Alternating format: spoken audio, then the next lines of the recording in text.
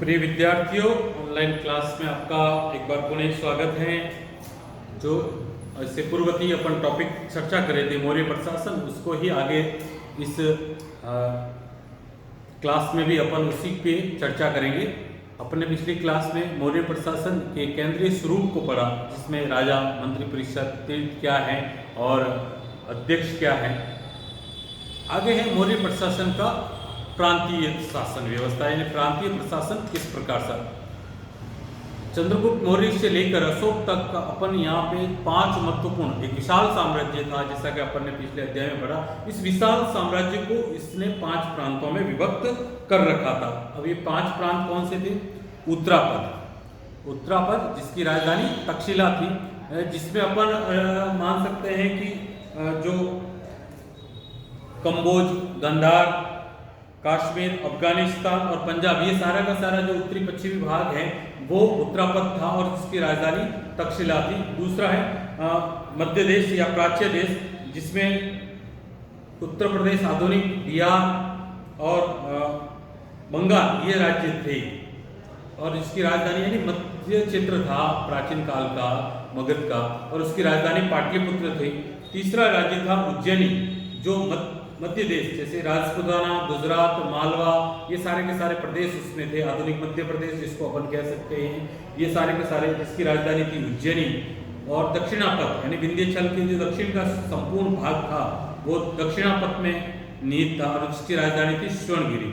और एक अलग राज्य था जो बाद में अशोक के काल में विजित किया गया, कलिंग, जिसकी राजधानी तोसली थी। ये 5 प्रांतों में संपूर्ण केंद्रीय साम्राज्य विभक्त था और इन 5 ही प्रांतियों में जो इनका जो प्रधान होता था वो कुमारामात्य था, यानी कि जो प्रांतीय शासन का प्रधान होता था कुमारामात्य था। इनको आहार कहा गया है और इनका सामान्य रूप से कुमारामात्य पर राजवंश के लिए या राजा के पुत्रों को ही नियुक्त किया जाता था।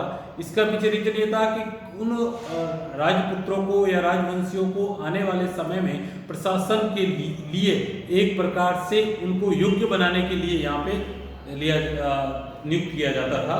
और ये राजाओं को प्रांतों के प्रशासन के साथ साथ राजाओं को जब इनकी आवश्यकता होती थी ये सहयोग करते थे। और संपूर्ण जो प्रांत है वो किसमें विभक्त थे? जनपदों में विभक्त थे, जिसको आधुनिक जिले कहा गया है। और ये जनपद थे वो स्थानीय में लगभग 800 ग्रामों के समूह को स्थानीय कहा गया था, उसमें विभक्त थे। स्थानीय किसमें? द्रोणमुख में 400 गांवों के समूह उसमें विभक्त थे। ये द्रोणमुख खारवटिक में 200 गांवों के समूह उसमें विभक्त थे। और खारवटिक संग्रहण में 100 गांवों के समूह था, उसको संग्रहण कहा गया, उसमें विभक्त थे। और शासन की या राज्य की अंतिम जो इकाई थी वो गांव थे और गांव का प्रधान कौन कहलाता? ग्रामीण कहलाता था।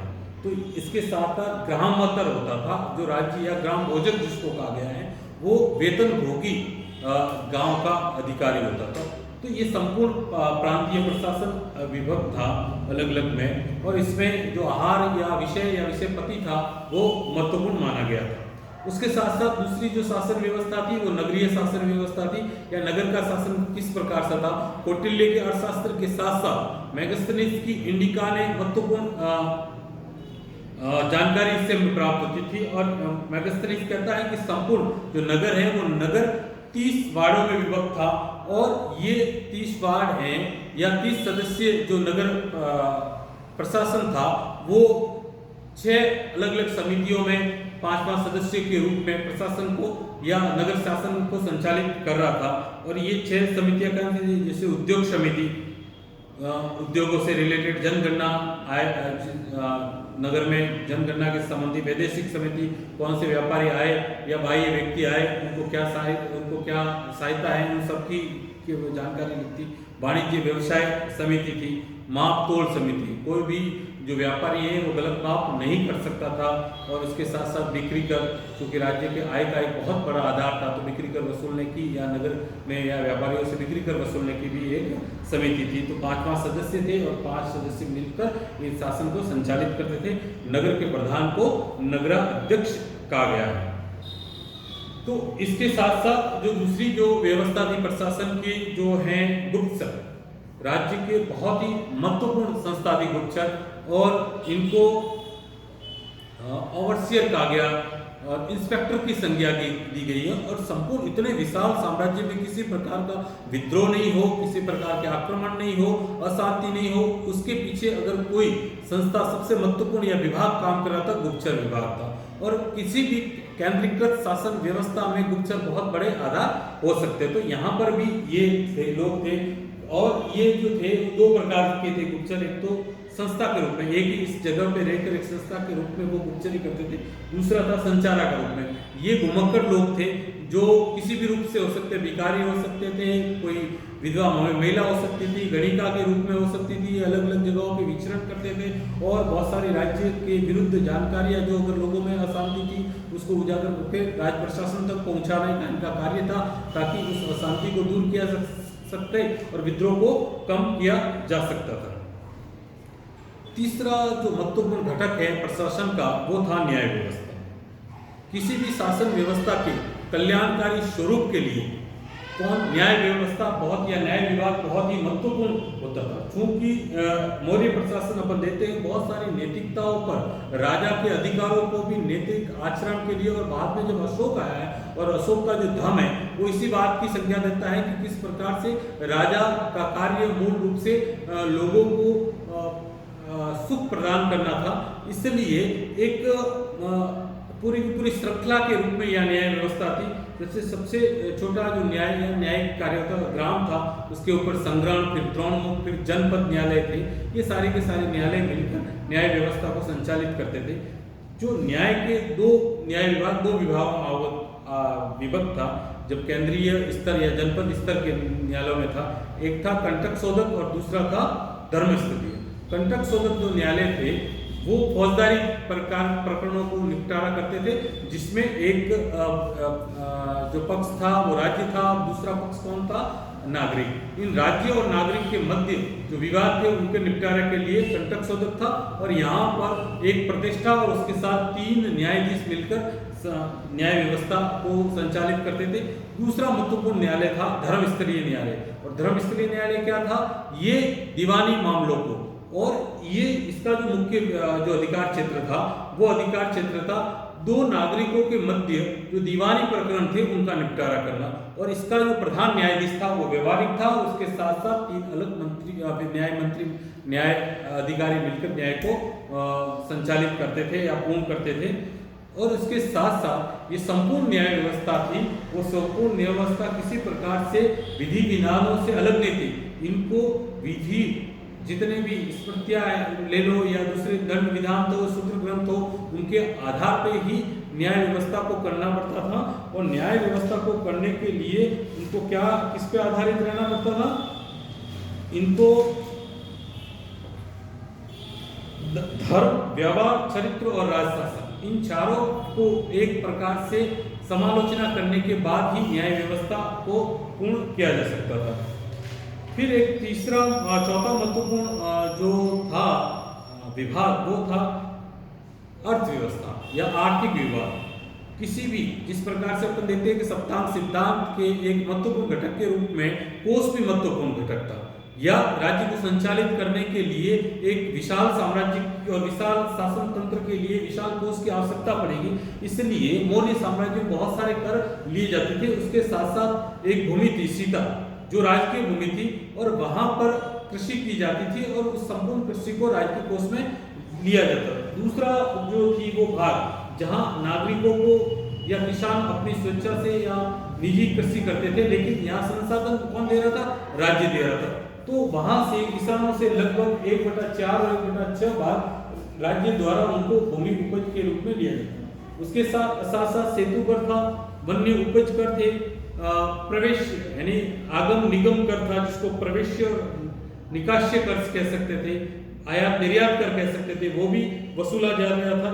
बिक्री कर अलग अलग तरह का गिनकर वस्तुएं थी, उन पे 9.5% था, तोड़ कर जो वस्तुएं थी 5% था, और माप की जो वस्तुएं दी जाती थी उस पर 6.25% वसूला जाता था। इसके साथ साथ बहुत सारे जो अगर किसी जो व्यक्ति ने दंड किया जाता, कठोर दंड के साथ साथ आर्थिक जुर्माने भी लगाए जाते थे। तो आर्थिक जुर्माने भी किसके थे, राज्य के आय के स्रोत थे। उसके साथ साथ जो बहुत सारी भूमि थी जहाँ पर जैसे कोई खनिज मिल जाता था या बहुमूल्य धातु मिल जाती थी या राज्य अपने द्वारा भी उद्योग संचालित करते थे, ये सारे मिलकर राज्य के आय के बहुत बड़े स्रोत रहे हैं और अलग अलग विभागों से ये संचालित होते थे। और इसका प्रधान था जो अपन समाहर्ता और संधिदाता, ये दोनों मिलकर राज्य के करों को वसूल करते थे। और एक विभाग और था, वो था सैनिक विभाग। सप्तांग सिद्धांत का बहुत बड़ा आधार था सेना। तो सेना या बल जिसको अपन कह सकते थे, ऐसा माना जाता है चंद्रगुप्त मौर्य के समय में एक विशाल साम्राज्य सेना थी। यद्यपि जो यूनानी लेखक है जस्टिन, उसने लगभग 6 लाख पदाती सैनिकों की बात की गई। हो सकता है अतिशयोक्तिपूर्ण हो, फिर भी इतने विशाल साम्राज्य को स्थापित करने के लिए, संचालित करने के लिए और नए नए युद्धों में विजय प्राप्त करने के लिए विशाल सेना की आवश्यकता रही होगी।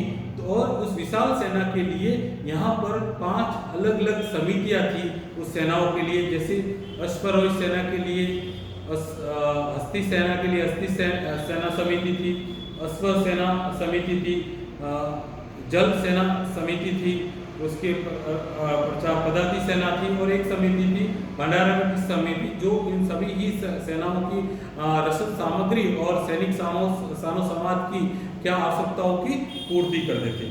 जो प्रधान सेनापति था उसके साथ साथ ये इसका प्रमुख अधिकारी था, वो नायक था जो युद्धों में सेना का संचालित करता था। इसके अलावा आग्रा अध्यक्ष था जो कि आयुध कारखानों को संचालित करने का कार्य करता था।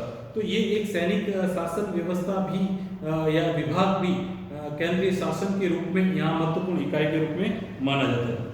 तो इसके साथ साथ तो मौर्य साम्राज्य में एक और विभाग था जिसको लोक कल्याणकारी विभाग कहा जाता है। जिस प्रकार से विशेष रूप से अशोक के काल में ये विभाग क्रियान्वित हुआ, और न केवल क्रियान्वित हुआ बल्कि इस विभाग ने बहुत अधिक मात्रा में कार्य किया, क्योंकि अशोक का धर्म है वो उसी आदर्श पे था कि लोगों के हितों को किस प्रकार से रक्षा की जाए और लोगों के जीवन को कैसे सहज बनाया जाए। तो इस लोक कल्याणकारी विभाग के माध्यम से लोगों को सुविधाएं दी जा रही हैं, यानी कि सड़कों का निर्माण किया गया, सड़कों के दोनों किनारे पेड़ पौधे लगाए गए, अलग अलग स्थानों पर अस्पताल खुलवाए गए हैं ताकि लोगों को सहायता प्राप्त हो सके।